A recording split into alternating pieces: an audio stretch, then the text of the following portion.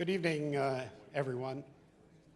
My name is Bruce Scott, and I have the honor and privilege of serving as president and CEO of the Olmstead Foundation. And I can't thank all of you enough for coming tonight to our second annual Olmstead Lecture. For those of you who don't know about this wonderful program, it was started some 58 years ago by a West Point graduate named General George Olmsted, obviously. Interestingly, George graduated in the class of 1922 from West Point. He had an older brother who went to prep school for a year, graduated from the Naval Academy in the class of 1922. Both brothers, George was the first captain of the class of 22 at West Point, and his brother Gerald was the brigade commander of the Naval Academy. That's never happened since. In spite, I've sent 4 kids to West Point, and that hasn't. They're way down there. Now, a little bit about the program. Over the last 57 years, we've sent 630 officers to 203 universities in 62 countries and in 41 languages. And what do we expect them to do?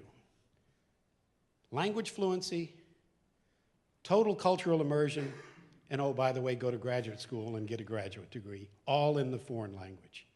And when they're done, people say, oh, they must be great FAOs. Nope. We send them back to drive submarines, cruisers, fly F-22s, command Ranger battalions in combat. They all do that. And we think by the time they get promoted to colonel, and hopefully some to flag, that they will be ready to have this broad perspective of how other nations view us and how they think. This is, as I said, our second annual lecture series. Last year, we had an Olmsted scholar, Mike Hopkins, Colonel Air Force, astronaut, spent 6 months in space, and he regaled us with fascinating stories of what it's like to live up there in space. This year, and I'm going to introduce Admiral Crowder and introduce our guest speaker. Alls I asked Doug for our guest speaker this year, could you get a man of normal height with a haircut like mine? Okay? That's all I wanted.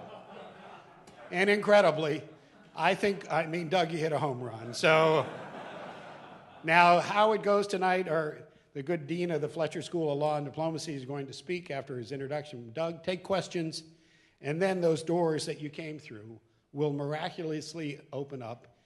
And for those of you who have served in PACOM, we have really heavy poo-poos coming after this. So this counts as dinner. For you cheap Olmsted scholars who are here studying language, it even counts for dinner for you for taking your spouse out. So thank you so very much for coming. It's my honor and privilege to introduce the chairman of the board of directors of the Olmstead Foundation, Vice Admiral retired Doug Crowder. Thank you.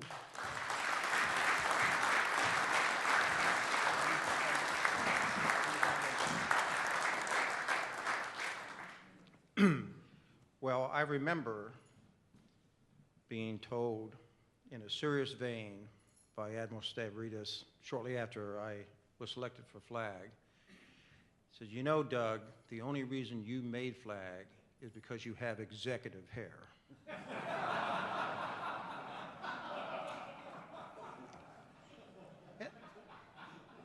My retort was, I'll take it. I'm not going to count hanging chads on that number. First of all, welcome to everyone to this gala event. I'd like to make a couple introductions. Could I ask our members of the board of directors of the Olmstead Foundation to please stand up and remain standing while I introduce you. Up front here, we have Dr. Chris Howard, who's president of Hampton-Sydney College in good state of Virginia. Over here we have Dave Sauvé, who's our active duty Navy member of the board and a fellow Olmsted scholar as well. Here we have Kathy Gautier, who retired Air Force colonel and an Olmsted scholar.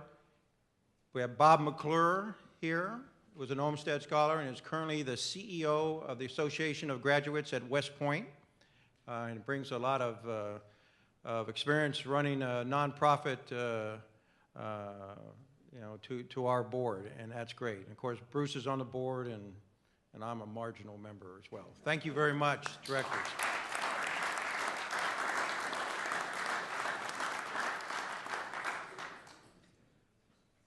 We have a number of VIPs, and I'm not going to embarrass myself by leaving some out, but I will ask one of our fellow Olmsted scholars, Vice Admiral Kurt Tidd, to stand up, please. Kurt has recently been nominated by the President to be the next commander of the United States Southern Command, and a promotion to 4-star. Congratulations, Kurt.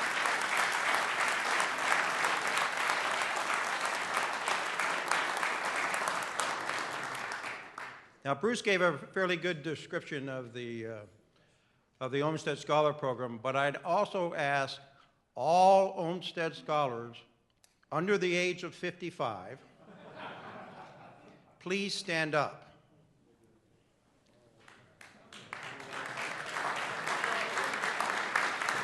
Okay. Sit down, Bruce. No, please stand up. Stay standing. For those of our guests here today, if you want to get some good information about what an Olmsted scholar does during his or her time overseas, I would ask them, instead of Bruce or me or Kurt Tidd, someone who was an Olmsted scholar in the last century or so. So don't hesitate. Most of them are wearing our lapel pin, so please grab one by the arm and make them tell you about this fine program of ours. Okay, thanks.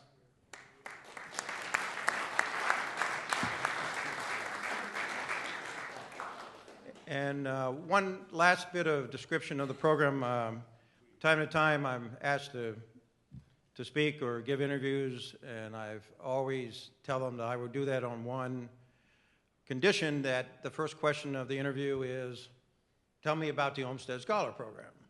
So I was doing a video interview here several months ago, and sure enough, the interviewer asked me that question, and I told him that it's both an educational program and a leadership program, because we give these young scholars just enough language training that they won't starve, but not enough that they'll be comfortable. And then we parachute them into the country that they're going to, and they have to figure it out themselves. No support. So I finished up the interview, went home. 2 days later, a young lady called me and said, hey, I'm the video production editor for this interview you did last week. I said, oh, how are you?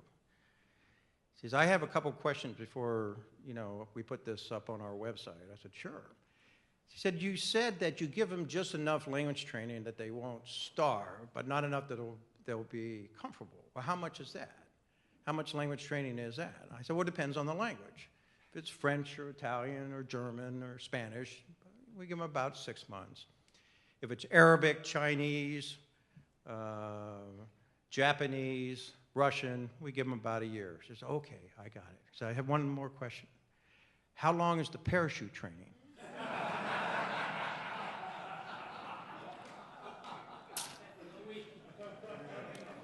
I almost said that, Jim, but I was afraid it would be out there and I'd have to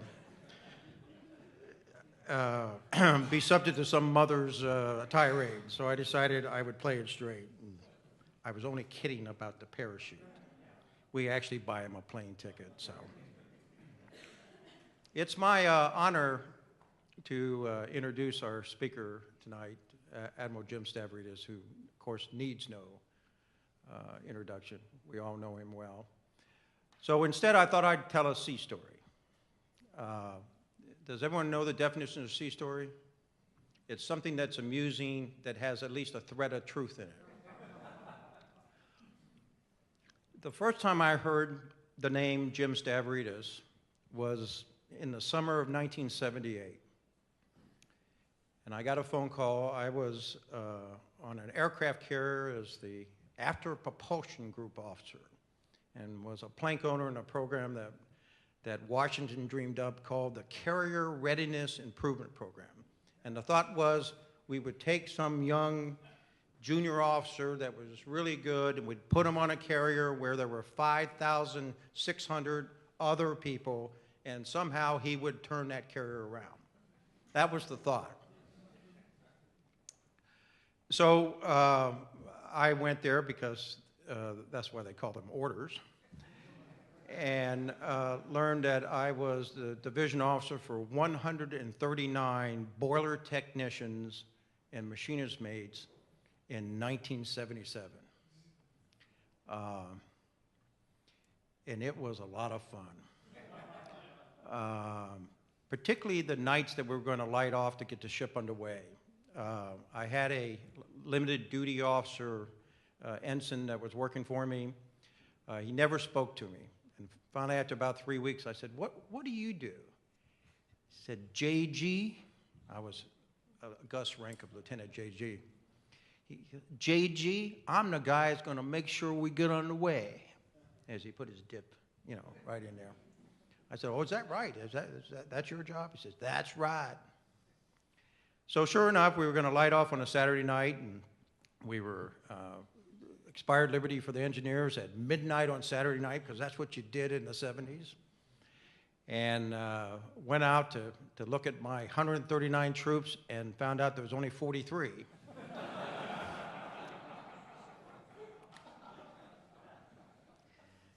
So I turned to the ensign. He had a kind of a smirk on his face. He says, JG, this is where I come in.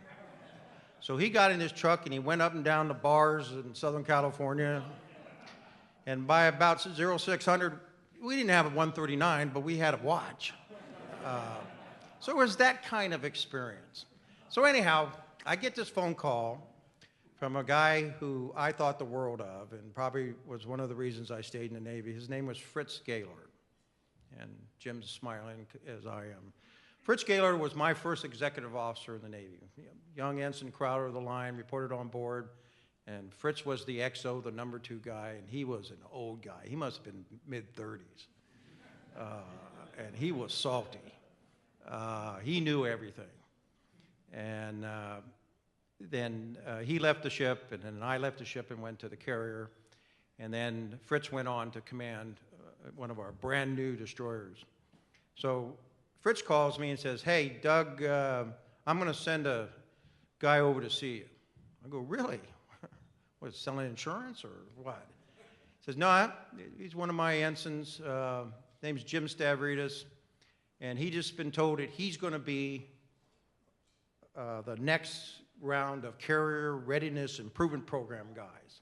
I go, really? How'd he take it? He goes, not well.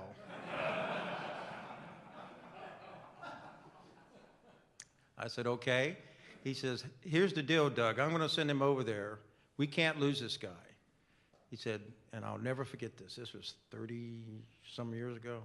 He's the best junior officer I've ever served with. And I went, Fritz, you told me that I was the best junior officer you ever. He goes, no, you were back then. He says, listen, Crowder, here's the deal. We can't lose this guy. He's very upset that he's going to have to go to a carrier. You need to tell him how great this is. I go, but it isn't great. He says, I don't care what you have to do. When he comes back here, I want him to tell me he's staying. Okay, send him over. So I spent about a half day with Jim Stavridis, and I told him the truth, and I told him the story about 43 out of 139 showing up and the whole bit. And I kind of left it. I said, the good thing about this is it's a hell of a leadership challenge. So Jim left the ship. The next morning, I got a phone call from Fritz, and he says, what are you drinking these days? I said, Tanqueray, of course. He says, I'll send you a 55-gallon drum of it. Because Stavridis is all charged up, and he's going to do this. Well, the next day, I got a handwritten note from Lieutenant J.G. Stavridis thanking me for taking the time and being truthful and honest and upfront with him, and how much he looks forward to this challenge. I still have that note at home.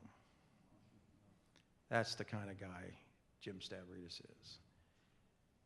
Then I reluctantly called Fritz back and said, you know, Fritz, you're right. He is the best junior officer.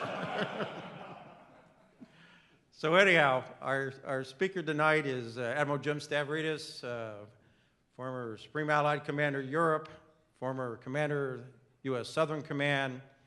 He was the first director of Deep Blue after 9/11 hit, and reluctantly I was chosen by Jim to be the second director of Deep Blue, and he will tell you I tried very hard to get out of that assignment because I didn't want to come in behind Jim. So with that, my dear friend, over to you. Thank you.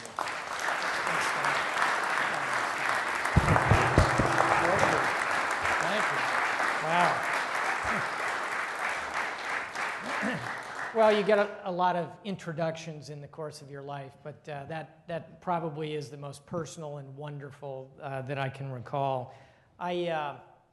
People hear that introduction and they kind of think, okay, Stavridis, you know, Supreme Allied Commander, Combatant Commander. Mostly what they think then when they see me is, wow, I thought you'd be taller. Yeah, and the other thing they say is, well, you know, Stavridis, if you're really that cool, why were you not a naval aviator? Why didn't you fly fast jets like Admiral Manazar, who is here somewhere, nasty? Yeah. And the answer is I desperately wanted to be a naval aviator, but I had a very traumatic experience when I was a young boy that made aviation really difficult for me. What I'd like to think is that tonight I'm with a family. And it's the family of the Olmsted Scholars, the foundation, because I believe in everything you do. I believe that language and culture and this sense of connectivity is our best opportunity to solve the security challenges we'll talk about momentarily.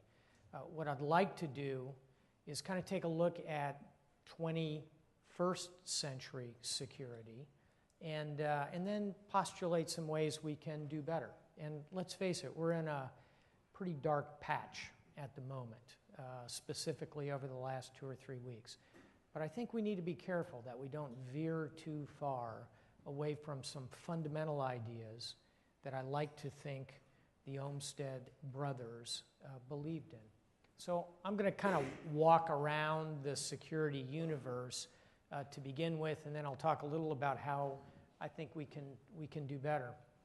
So Olmsted Scholars are young, idealistic men and women today. Let me introduce you to a very idealistic group. This is the graduating class of Sancerre, the West Point, if you will, of France in 1914. They vow that they will wear their white gloves into battle. They know war is coming, spring of 1914. By 1918, everybody in this photograph is dead. The class was decimated in the First World War. And so you would think, looking at the 20 million deaths in Europe, that we would have learned something from the First World War. Did we? Verdun, where in the course of a year, 1 million casualties occur. In the course of a year, 1 million casualties occur. Surely we can do better in the 20th century. Nope. This, of course, is the Battle of Stalingrad. This is an iconic image of the flag being flown as the city finally fell. In Stalingrad, in a 6-month period, there are 2 million casualties. This is 20th century security, which is a failure. I mean, I'm in a room full of security professionals, and I think we can all agree that 40 million dead worldwide is an enormous failure of security. So we have to challenge ourselves and say, why? What failed in the 20th century? And I would argue we lost our way in security when we tried to build walls. We tried to wall ourselves off. The Maginot Line, the Schlieffen Plan, the Iron Curtain, the Bamboo Curtain, most iconically, the Berlin Wall, when we almost destroyed the world in the Cuban Missile Crisis. I would argue that walls don't work, and we're going to go through a patch now when people are going to say Europe ought to wall itself off from refugees. We have people arguing that we ought to build a wall along the Rio Grande. Walls will not work. We saw that in the 20th century, and as we talk about 21st century security, I think we need a more sophisticated perception of it. So people sometimes say, well, where did you come up with these ideas? You know, honestly, it kind of occurred to me on that day, that awful day. How many here were in the Pentagon on 9/11? A handful. So that was my office. I was a newly selected one-star in N81. I had a front row seat as the airplane hit the Pentagon. And I'm here talking to you because the pilot's hand broke to the left and it was going down, hit the second deck going down. I was up on the fourth deck. But what occurred to me was the irony of this minute. Here I am, protected by the strongest walls in the world. I'm in the Pentagon, 5 huge concrete walls guarded by the strongest military on earth in the capital of the richest country on the planet. Was I safe? Evidently not. So as we look at 21st century security, I think we need to think about how we do it better and what we can do to build bridges instead of walls. And I would argue what the Olmsted program does is build bridges, the most profound kind of bridges that can be built. So let's quickly walk through 21st century security, which is not, none of this will surprise anybody in this room. We see horrific incidents like this. This is a woman being shot in the back of the head 8 times with an AK-47. The voiceover for this video says, the Taliban court has rendered its judgment. She is guilty of adultery. You must execute her because you are her husband. This is violent extremism.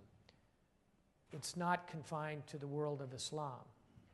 This is a couple of summers ago in Oslo, Norway, where this handsome young guy, looks like a Gap model, blows up what we would think of as the old executive office building, the government house, kills 7. Worse, goes to a small island, kills execution style 70 young people between the ages of 18 and 24 at what we would think of as boy state or girl state. Here you see him apologizing, upper left. He's apologizing to the forces of right-wing nationalism for not having killed more people on that day. So this strain of violent extremism, which we saw earlier this year in the Charlie Hebdo attacks, and of course has reached its apotheosis, if you know that word, that is becoming godlike, in the Islamic State. 2 years ago, nobody in this room could have identified that black flag. Today, it is the most downloaded image on the World Wide Web.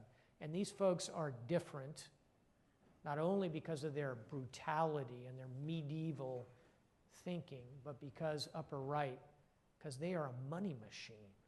They are knocking down $2 to $3 million a day, which in this world is enormous. And of course, their throw weight just in the last 3 weeks includes killing 220 Russians. And I'll remind you, in our emotional response, as it should be to Paris, we ought to remember more people died on this airliner than died in Paris. And in addition to Paris, which gets enormous play here, Beirut bombing. So that trifecta over the last 3 weeks, global outreach, and as of today, they have indicated Washington is the next target. This is a seriously dangerous group of people, and we ought to kind of recall, how did we get here? Partly, it's because of their activities, but this is what catalyzed it, the beheading of this brave young American journalist, James Foley, by Jihad John, who was just killed Thursday just before the Islamic State undertook the Paris attacks. Far worse story, I don't know if this one really hit your radar. This is Kyla Mueller. Let me introduce you to her. When she was 24, she went to Syria to try and work in refugee camps. Unbelievably idealistic young woman, captured by the Islamic State, became the personal sex slave of the leader of the Islamic State until she died in their captivity. That's her last letter to her mother. This is a unbelievably barbaric organization, and if you need another example, on the left, those of you who read Arabic would recognize this as a price list. This is a price list for the sale of young women. And by the way, this is a scale of cost versus age. So a young woman, female, between the ages of 1 and 9 sells for $170. Between the ages of 10 and 20 sells for $140. 20 to 30, $100, etc. This is a different level of organization than we've seen before. And worst of all, they have a plan. We had to profoundly worry when an organization of that brutality, that capability, that ability to raise funds also has a plan. Now look at Spain. I don't think Spain is going to be called Andalus again, because it was called that under the original caliphate. I don't think we're headed there in the immediate future. But this is their vision. And just as we should have paid more attention when Mein Kampf came out, we probably should be paying attention with this group. So this is very much a part of the fabric of 21st century security, this idea of violent extremism. But of course, it's not just transnational groups. We had to worry about nations that live somewhat outside the norms of international law. Iran, that's a Sahel-2 missile, a range of 2,000 kilometers. I am hopeful but skeptical of the Iranian nuclear agreement. It's way too early to pass judgment on it, but it at least represents movement in the diplomatic sphere. What we ought to remember about Iran, and I say this to a room full of people who understand history, is that Iran does not see itself as a small to medium-sized power with regional aspirations. Iran is an imperial power. This is how they view themselves. So regardless of how the nuclear question turns out, we ought to be thinking of Iran in this context and understanding, I would argue with Iran, how we can build bridges to Iran to try and change the course of their future, because I think we can work with the Iranian regime. These folks, I am less hopeful about. This is Kim Jong-un, the leader of North Korea. He is young, highly emotional, extremely unstable, medically challenged. He's got a really bad haircut. And he already has nuclear weapons. And worse, he has the ability to deliver them at range. He hasn't quite merged those two things, although I was in Seoul 2 weeks ago with General Scap, my good friend.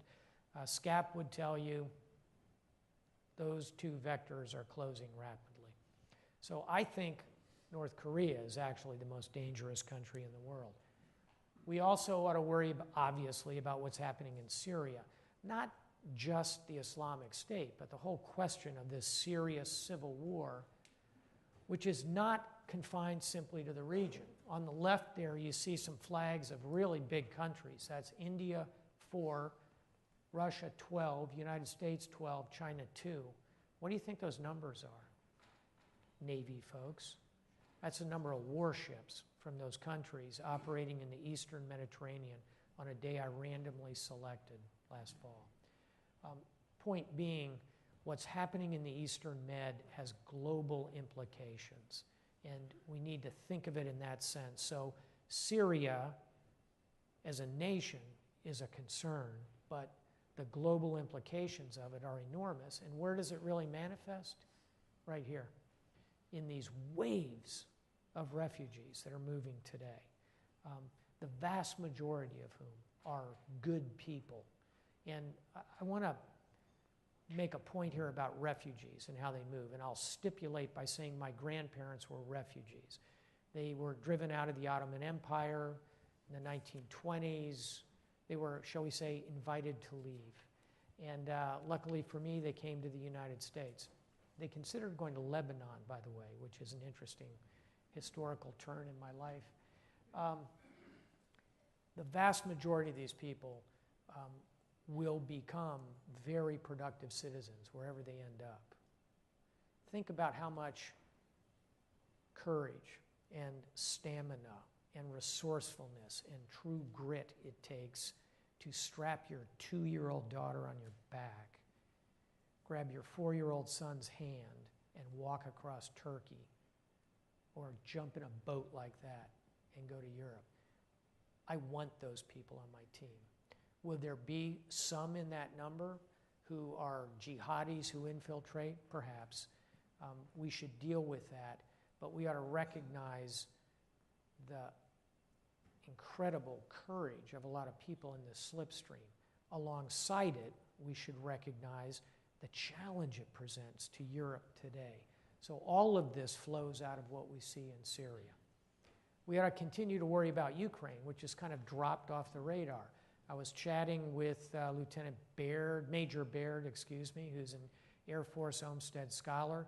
Here's a wonderful example of how this program works. Where are you, Major Baird? There you are. So he goes to study on the Olmstead program, finishing in 2013, fluent in Ukrainian, and now is headed back to be the attaché in the middle of this. You couldn't invent a better commercial for how this program is supposed to work. Will he build bridges in Ukraine? You bet. Do we need some bridges here? Indeed. Because that's a very calm-looking map. Here's what Ukraine continues to look like. It's the little green men, it's the cyber war, it's the info war, it's the insurgent techniques, it's the hard-edge propaganda. And our problem is that we keep thinking that's the strategic terrain in Ukraine, but it's not. That's the strategic terrain. We have to understand how Vladimir Putin thinks and how he is driving events, because he has a huge advantage. He has the ability to make single-point decisions, to move rapidly. He will inevitably be inside our turning circle. So that's part of 21st century security. I'll quickly clip through a couple others. I think everybody here recognizes this crop. This is poppies, thank you. I have a dried poppy stalk in my house, which is probably some kind of violation of the U.S. code. But we ought to worry about the movement of these massive amounts of narcotics. And frankly, I want to just kind of park the moral question of whether people should or should not use heroin or cocaine or marijuana. Personally, I don't care. In that very narrow sense, I'm a libertarian. But what I worry about is the money, the margin. It's unbelievable. What happens to it? Some of it goes into building goofy villas in funny places. A lot of it goes into undermining fragile democracies, creating real corruption, and fueling the violent extremism we talked about a moment ago. So we ought to worry about this. And of course, it's not just heroin, opium, poppy.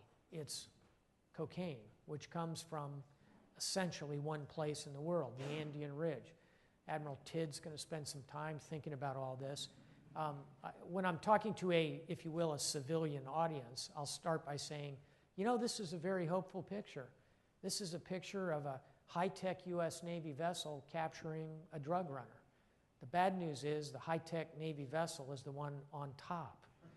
That's a better joke to civilians who, of course, assume that the thing that looks like Batman's submarine is operated by us.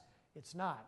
And, you know, Kurt, there's actually a Navy destroyer right outside the picture, as you probably know. Yeah, exactly. Now it's all coasties.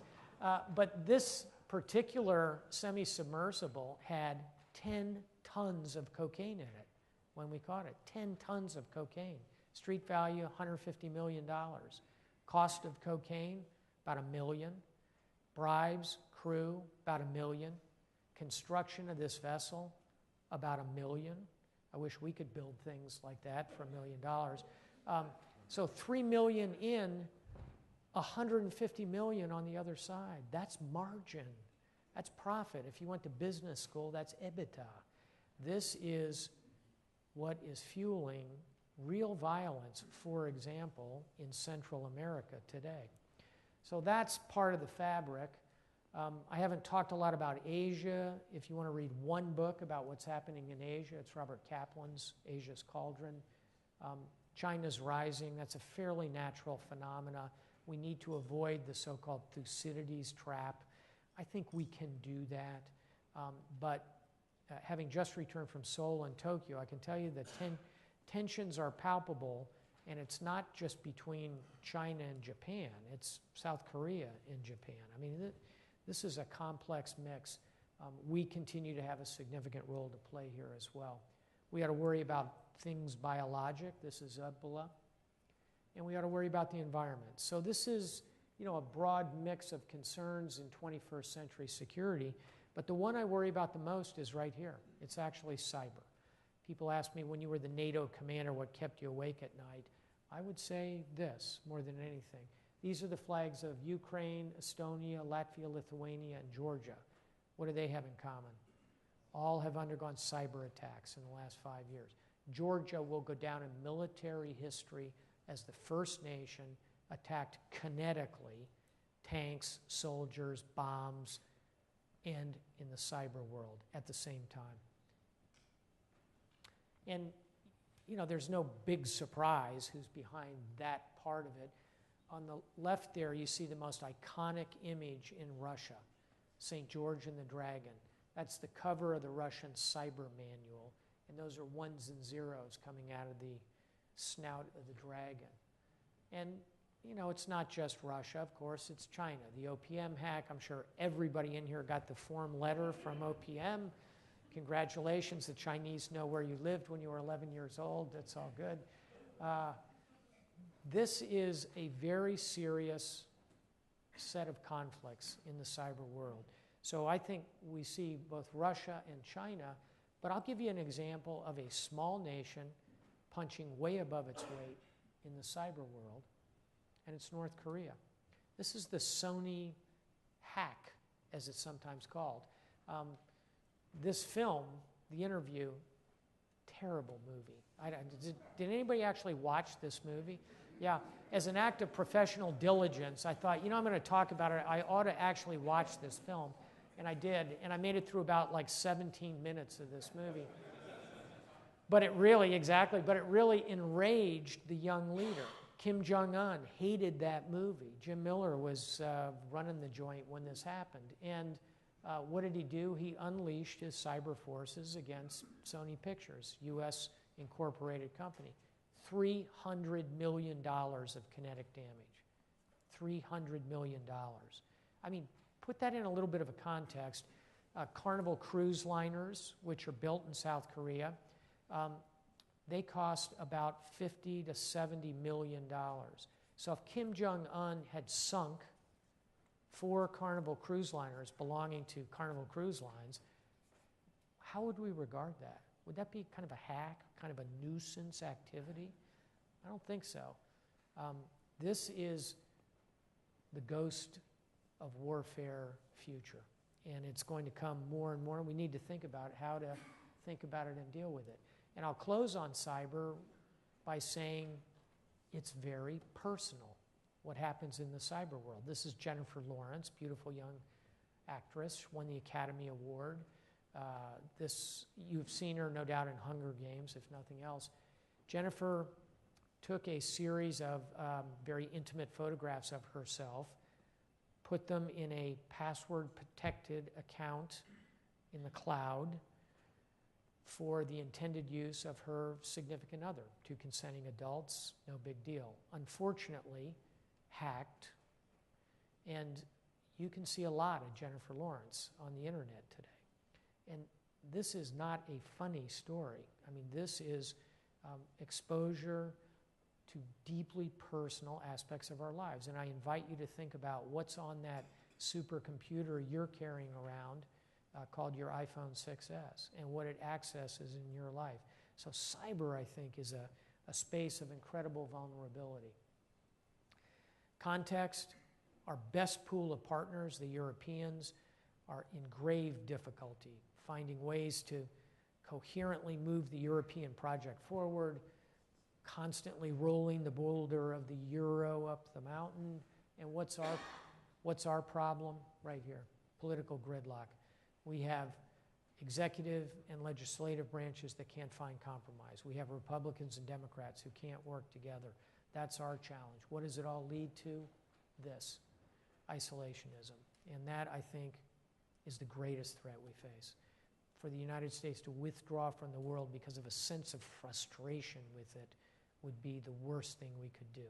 Back to the Olmstead Foundation, the Olmstead Scholarships. You are the antidote to this. So right about now, you ought to say, okay, Admiral, I'm convinced. It's tough out there. What do you think? What should we do about it? How do we coherently create security in this extremely turbulent 21st century? I might surprise you with some of the opportunities that I think are out there. I think we should start with this. We should listen more. Now, this is not Photoshop. This is an actual air defense system from the 1920s. He's listening for incoming aircraft. It's actually quite innovative. Just as an aside, any Olmsted scholars here from Germany? Yeah. So I was showing this image in Berlin about a year ago at the height of the Snowden thing, and in the question and answer, the first question was, Admiral, you know that black and white photo? Was that some kind of early NSA listening device? No. This is metaphor. We should be listening more. So I explained all that. I think that as a nation, one of the great things about our country is that we are action-oriented. We are action-oriented. That's built into our DNA. Generally, it serves us well. We could occasionally slow down and listen a little bit more. And so a program like this that creates so many officers who understand another culture in a very deep and meaningful way, I think, is a powerful part of what we could do. Some of you are probably graduates of the Naval War College. A second thing I think we should do is more of this. Take time to build intellectual capital. This is exactly what the Olmstead program is about. This beautiful gift of time that allows you to go to a different place, to study a different language, to learn a different world is priceless. We should find ways to afford that gift to more of our officers and senior enlisted. I think we should read more. And I don't mean what is already on your nightstand, which is no doubt biography and history and political science. Terrific. Read that stuff. It's great. I think you can learn an awful lot reading fiction, reading novels.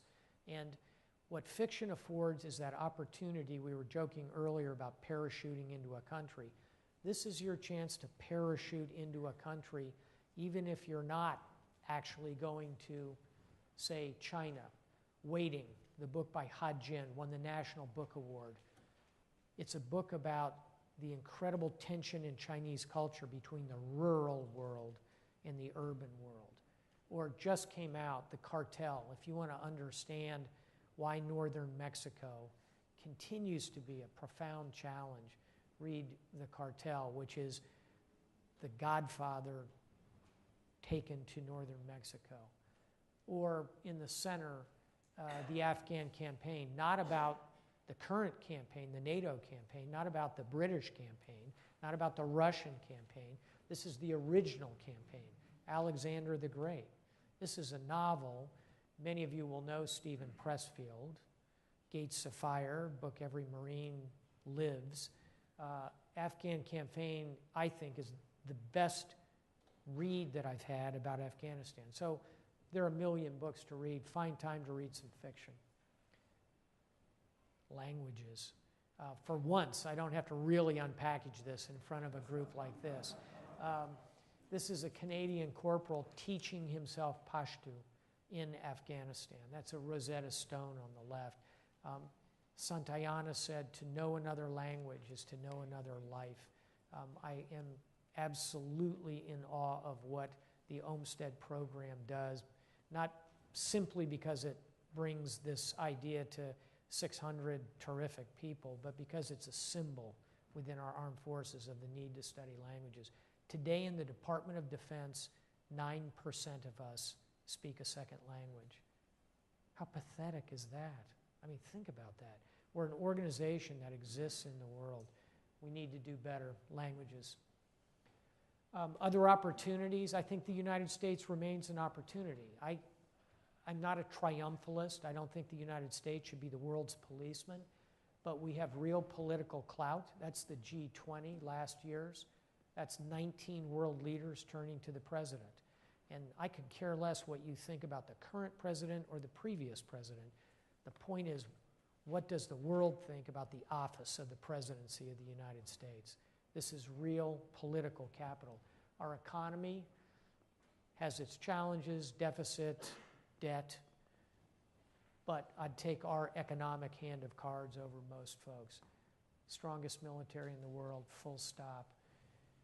Demographics, bottom left, they favor us.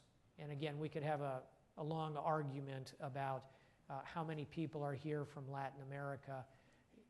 The vast majority of them, we are so lucky they're here. And we will want more of them as time goes by. Why? Because they bring energy to our society. And what's that in the center? That's a fracking tower, folks. We are on a course to become energy independent. There are big questions about fracking, environmental. There are big questions about how the global energy markets shake out.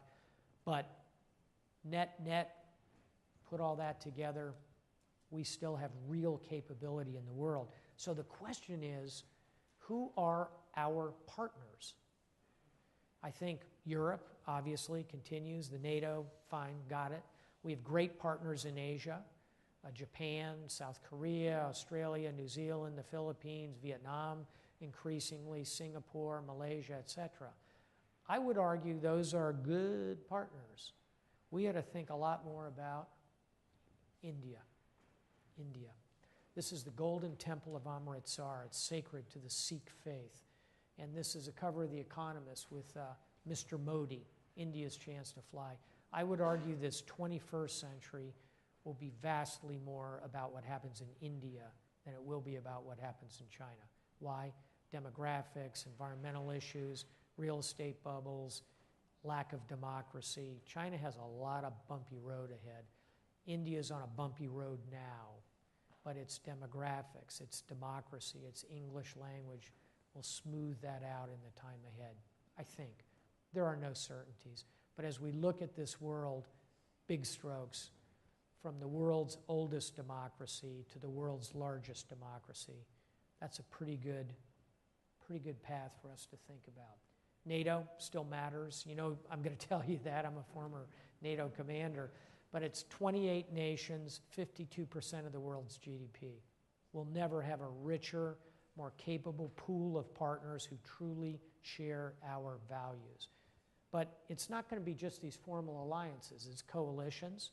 This is the coalition aligned against the Islamic State, which my very dear friend and classmate John Allen has been working his heart out for a year to put together, and just got a massive charge of energy through a very unfortunate set of circumstances. I think there's a growing realization that we have to deal with the Islamic State. It will energize this kind of coalition activity going forward.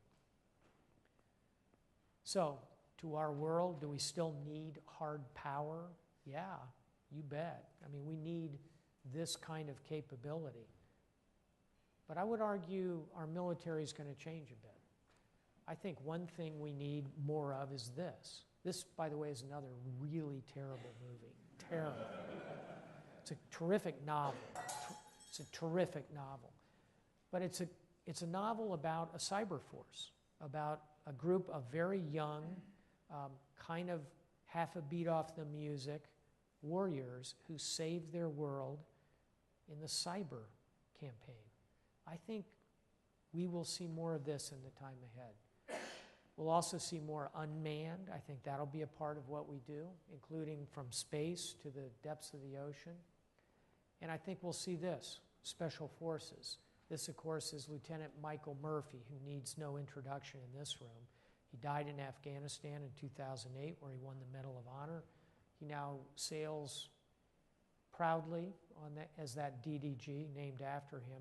I put him here to remind us cyber, unmanned, special forces. That kind of triangle, I think, will be powerful and important alongside all of those kinds of things.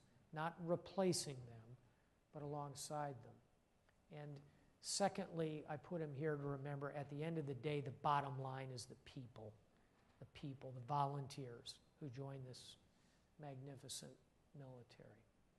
But there are other things we can do effectively with our military, and our Olmsted scholars will have seen some of these. This is our partnership with AID. This is Nepal, where we've worked alongside doing humanitarian work. We send our hospital ships, which really are the envy of the world. Admiral Tittle have command of Comfort again. He had it before when he was our 4th Fleet commander. Just finished another voyage. Great article by John Kelly, the current Southcom, about the impact. Our partner here, Department of State, but really other nations, other governmental agencies, 400,000 patient treatments on the last voyage. And things like this, the literacy program in Afghanistan, teaching people to read. These are non-traditional kinds of activities on the part of our military, but they are profoundly important in building bridges. Alongside that hard power, we need this soft power. Taken together, it's really the smart power piece. As I wrap up, there's just one fundamental component I want to mention, and that's this. And you're looking at this thinking, okay, retired admiral, these are sea lanes of communication, or they're fiber optic cables under the ocean in the news lately, or maybe they're ICAO routes, airplanes flying over. Nope. That's the world according to Facebook. The brighter the white, the higher the concentration of Facebook users. You'll notice China is almost dark. The point being, this is a profound bridge that exists connecting 1.42 billion people today. So that's the good news. Here's the bad news. You're looking at the command and control network of the Islamic State. This is where the proselytizing, the recruiting, the actual command and control of their operations move on these social networks. We have got to be in this world. And we're not. We're losing badly in this world. And, in the end, our values ought to sell here. What are our values? Liberty, democracy, freedom of speech, freedom of religion, gender equality, racial equality. We execute them imperfectly, admittedly, but they are the right values. We need to move them in this world because I assure you our opponents are doing so with great effect. So let me conclude and then just kind of open it up for some thoughts and questions from a terrific group. You knew you weren't going to get out of here alive without seeing a picture of a surface ship firing a Tomahawk missile. There it is. I put it here because I've spent a fair amount of time talking about soft power, right? Building bridges, reading novels, studying languages, going to the War College, literacy training, hospital ships, humanitarian operations. I believe in all those things. I think they will serve us well. But I would not want anybody to walk out of the National Press Club tonight with the slightest shred of doubt about my belief and your belief in this, and the capability of our military, when required, to deliver lethal combat power. That's a Tomahawk missile. We can fly it 1,500 miles. It's so accurate we can fly it through that door or that door. Terrific. We're great at this. We can launch missiles with great effect. We can be better at launching ideas. And I think in the end, that's kind of the long game. to wrap it up, the good news is you don't have to choose. You know, life is not an on and off switch between hard power. We send our battalions and our aircraft carriers and our submarines to war, or we just park that whole DOD alongside the pier or put it in the barracks or in the hangar bay. It's a rheostat. You get to dial it in. And there are times, like right now, when you need hard power to go against an organization like the Islamic State. We're not going to build a bridge to the Islamic State. We're going to find them where they live, and we're going to kill them. But the long game is on the soft power side. And I think it's finding that balance and dialing it in. That is our best hope. So that's the last image. That's Wikipedia, which I love. This is the largest body of knowledge ever assembled. Ever. Even in per capita or proportional terms. This is larger